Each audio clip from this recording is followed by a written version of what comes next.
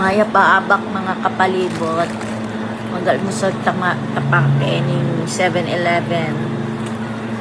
Saktong kaya ride out. Mantong ko talagang 7-Eleven para mag-recharge.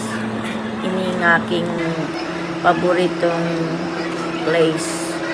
Yan o. Paborito kay Nining. Panto ng ko lagi kayong 7-Eleven. Onigiri ang pong ice coffee. Solve na kami. Inyaman. Kaya inyaman na lang at achiyo. Kapagal nargo. Yan yung hilig ko. Maan kata palibot. Inyaman. Sabayan may ice coffee dakal Solve na ka. Solve na ka at yan. Yan. Ali ko pa solve. Ayan o. Tikman kay itang sausage da na sandwich. Fairness kanyaman na lasa. Bagay, ala namang alang masarap ka na ako. Mababo ko mo kaligayahan. Kahit na ano, kanan ko, basta ali ko luto. Para kanako manyaman niya. Okay? At luto mo, syempre, sasawa ka ne. Lalo na, solo ka kembye. Yaman na.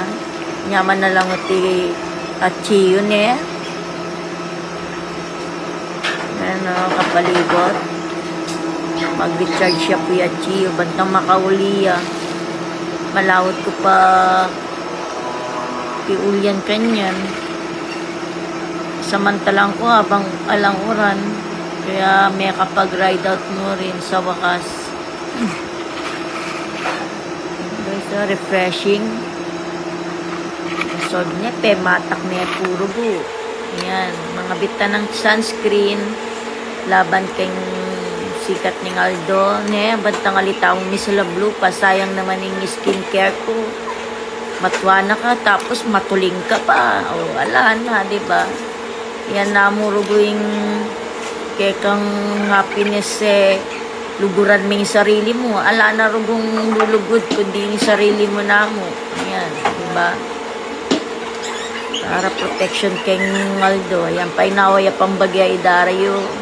Solve na ako kanya. Uling meka 37 kilometers na ako rin. Ay ni Pauli na kanyan. Tudtud kanyan maragul. Uling mapagal. Makatudtud na akong diretso. Ayan, kapalibot. Thank you kapalibot. Ride safe ka ko.